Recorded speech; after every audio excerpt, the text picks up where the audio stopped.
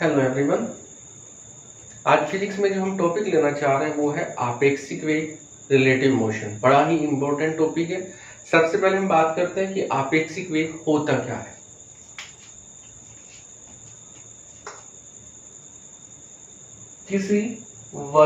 किसी एक वस्तु का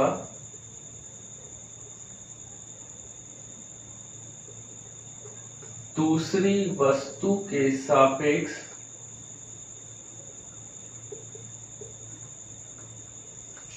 वेग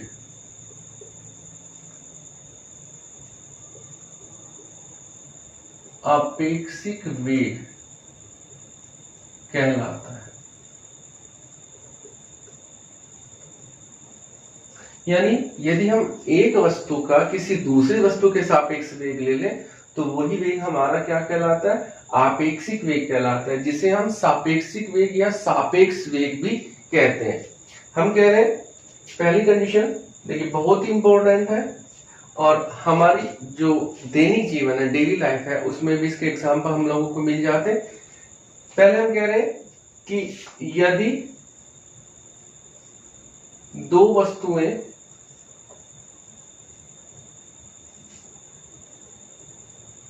एक ही दिशा में गति करें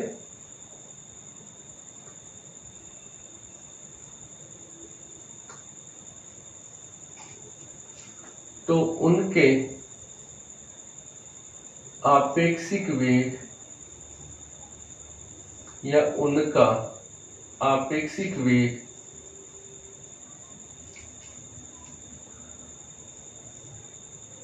वेगों के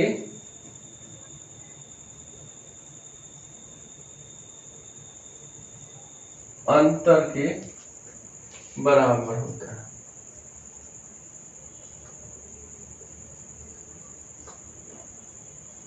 यानी हम कह रहे हैं कि अगर दो वस्तुएं हैं और वो एक साथ एक ही दिशा में गति कर रही है, जैसे मान लीजिए हम ये कह रहे हैं कि एक वस्तु तो हमारी ये है, ए है, और एक वस्तु हमारी ये है जो कि बी है, दोनों एक ही दिशा में गति कर रही हैं। यदि दो वस्तुएं एक ही दिशा में गति करें और हम कहें कि उनका आपेक्षिक वेग क्या होगा, तो उनका जो आपेक्षिक वेग है वो वेगों के अंतर के बराबर होता है। कैसे कहें, हम कह रहे हैं इसका वेग va है और इसका वेग कितना है, vb है। तो हम कह रहे हैं वस्तु a का b के सापेक्ष वेग, अगर हम कहें बी ए बी है, ए का बी के सापेक्ष वेग, तो वो कितना हो जाएगा, बी ए माइनस बी बी। और उसी तरीके से अगर हम कहें वस्तु बी का ए के सापेक्ष वेग, वो अगर हमारा बी ए है तो वो कितना हो जाएगा, बी बी और माइनस बी बी, दोनों के अंतर के बराबर। एग्जाम्पल से समझने की बात करें, बिल्कुल सिंपल सा एग्जाम्पल है। मान लीजिए आप किसी दो ट्रेनों की बात कर लेते हैं। मान लीजिए एक ट्रेन में आप बैठे हैं, वो गति कर रही है, एक दूसरी ट्रेन बराबर वाली पटरी से गुजरती है और हम देखते हैं कि जब वो ट्रेन हमारी ट्रेन को क्रॉस कर रही है तो वो बड़े ही धीरे धीरे चलती है। तो जब हम दूसरी ट्रेन को देख रहे हैं, हम दूसरी ट्रेन के वेग को देख रहे हैं, तो वो हमारा कौन सा वेग होता है, रिलेटिव वेलोसिटी होती है, आपेक्षिक वेग होता है। और क्योंकि दोनों ट्रेनें एक ही दिशा में चल रही है तो उस स्थिति में जो आपेक्षिक वेग है वो किसके बराबर हो जाएगा, दोनों के अंतर के बराबर हो जाएगा। मान लीजिए जिस ट्रेन में आप लोग बैठे हैं वो ट्रेन गति कर रही है, वो उसकी जो स्पीड है वो 60 किलोमीटर पर आवर है, यानी वो 1 घंटे में 60 किलोमीटर चल रही है। और दूसरी ट्रेन, जिस ट्रेन को आप देख रहे हैं, अगर वो 40 किलोमीटर पर आवर की स्पीड से चल रही है तो उस स्थिति में क्या होगा, उस स्थिति में जब हम रिलेटिव वेलोसिटी की बात करेंगे, सापेक्षिक वेग की बात करेंगे, तो वो सापेक्षिक वेग क्या हो जाएगा, दोनों के अंतर के बराबर हो जाएगा। ठीक है, ये था हमारा जब दोनों वस्तुएं एक ही दिशा में गति कर रही है तो दोनों के अंतर के बराबर होता है। हम कह रहे हैं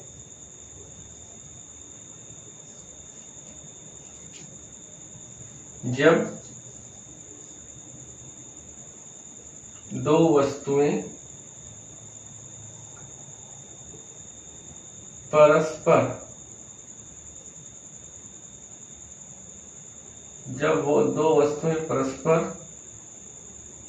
विपरीत दिशा में,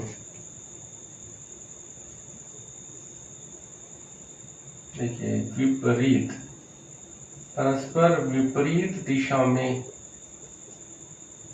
गति करती है तो उनका आपेक्षिक वेगों के योग के बराबर होता है। वहां पे अंतर लिया था, यहाँ पे हम कह रहे हैं योग के बराबर होता है। फिर से हम कह रहे हैं एक A है, इसकी वेग VA है, B जो है वो विपरीत दिशा में जा रही है, तो यहाँ पे B हो गया, इसका वेग कितना हो गया VB। तो देखिए अगर हम कहें वस्तु A का B के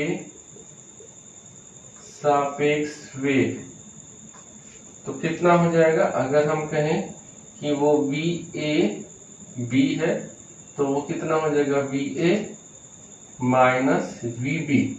तो देखिए VB जो है वो कौन सी दिशा में है, विपरीत दिशा में, तो वो कितना हो जाएगा VA माइनस ऑफ VB। तो ये कितना हो जाएगा VA प्लस VB।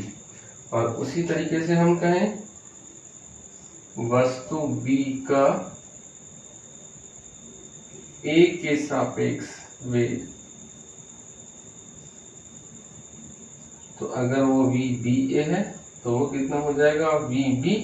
तो देखिए B तो इस दिशा में है और ये उसके विपरीत में, तो माइनस कितना हो जाएगा माइनस ऑफ VA। तो VBA कितना हो जाएगा VB प्लस VA। तो आप देख रहे हैं कि जब समान दिशा में गति होती है तो सापेक्षिक वेग अंतर के बराबर होता है, और जब परस्पर विपरीत दिशा में होती है तो वो योग के बराबर होता है। तो फिर से वही ट्रेन के एग्जाम्पल की बात कर ले। एक ट्रेन में आप बैठे हुए जा रहे हैं, एक ट्रेन आपके बराबर से क्रॉस होती है। तो अभी हमने देखा था कि अगर वो दोनों सेम डायरेक्शन में मूव कर रही है, एक ही दिशा में चल रही है, तो सापेक्षिक वेग अंतर के बराबर होता है।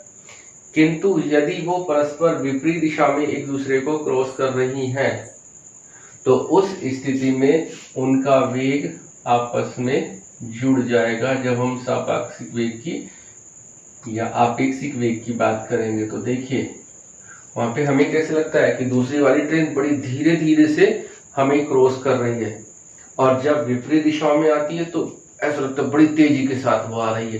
तो ऐसा क्यों लगता है कि वो बहुत तेज जा रही है? उसका रीजन क्या होता है? उसका रीजन आपेक्षिक वेग ही होता है, क्योंकि वो परस्पर विपरीत दिशाओं में होती है और परस्पर विपरीत दिशाओं में क्रॉस करने के कारण उनका जब सापेक्षिक वेग की बात करते हैं, रिलेटिव वेलोसिटी की बात करते हैं, तो उनके वेग आपस में जुड़ जाते हैं।